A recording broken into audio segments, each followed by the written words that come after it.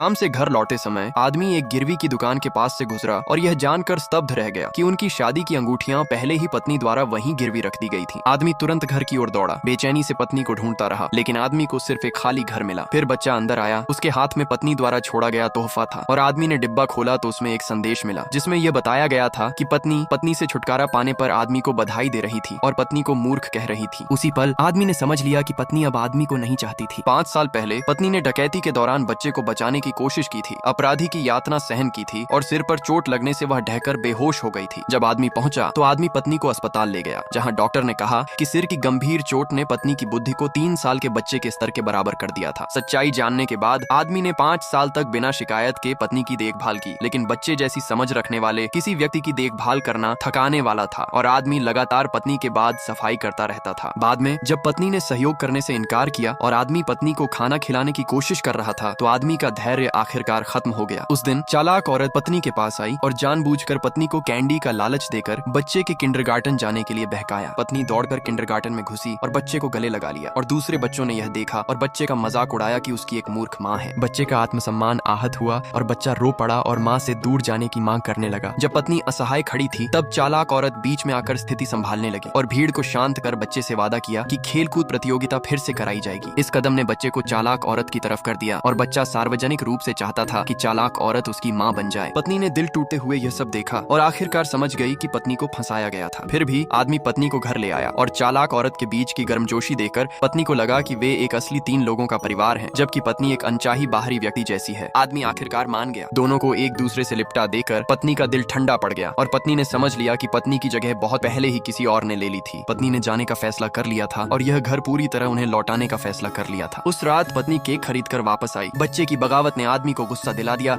और आदमी ने बच्चे को थप्पड़ मार दिया। बच्चा रोते हुए दरवाजा पटककर बाहर निकल गया और बाहर जाते ही उसने माँ को दरवाजे पर खड़ा देखा। आदमी ने भी पत्नी को देखा और आदमी की आंखों में जटिल भावना की एक झलक उभरी, लेकिन पत्नी ने कुछ नहीं कहा। पत्नी ने केक बच्चे को दिया और बच्चे ने केक को जमीन पर गिरा दिया। बच्चे को मनाने के लिए आदमी ने तय किया कि वह बच्चे को चालाक औरत की कला प्रदर्शनी दिखाने ले जाएगा और वे तीनों खुशी खुशी साथ निकल गए और पत्नी को अकेला पीछे छोड़ गए। पत्नी को ढंग से अलविदा कहने का मौका भी नहीं मिला और पत्नी सिर्फ जमीन से केक उठाकर उसे कौर कौर निगलती रही, मानो वही पत्नी की तरफ से उनका विदा होना हो। नौकरानी ने दर्द भरी नजर से यह सब देखा और पत्नी को एहसास हुआ कि इस घर में जो सच में पत्नी की परवाह करता था वह नौकरानी ही थी। पत्नी अपने कमरे में लौटी और पत्नी अपने पहचान पत्र ढूंढने लगी, लेकिन अचानक उसे एक तलाक का प्रमाण पत्र मिल गया। तब पत्नी को याद आया कि 2 साल पहले चालाक औरत ने आदमी को समझाया था कि बच्चे की इज्जत के लिए तलाक जरूरी है और आदमी ने इसका विरोध नहीं किया था, चुपचाप उस सुझाव को मान लिया था। तलाक का प्रमाण पत्र हाथ में लेकर पत्नी फूट फूट कर रो पड़ी और आखिरकार समझ गई कि तथाकथित जिम्मेदारी का मतलब इससे ज्यादा कुछ नहीं था।